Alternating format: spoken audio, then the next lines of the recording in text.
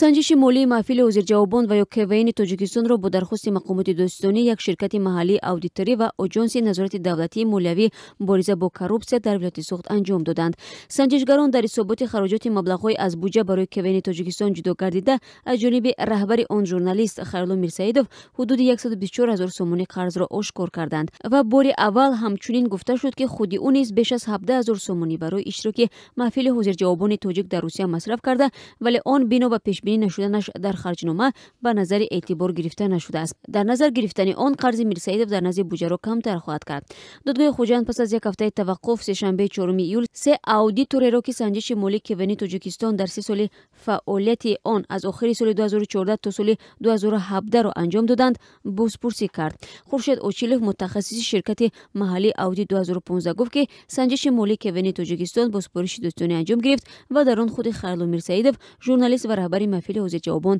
ширкат надошт.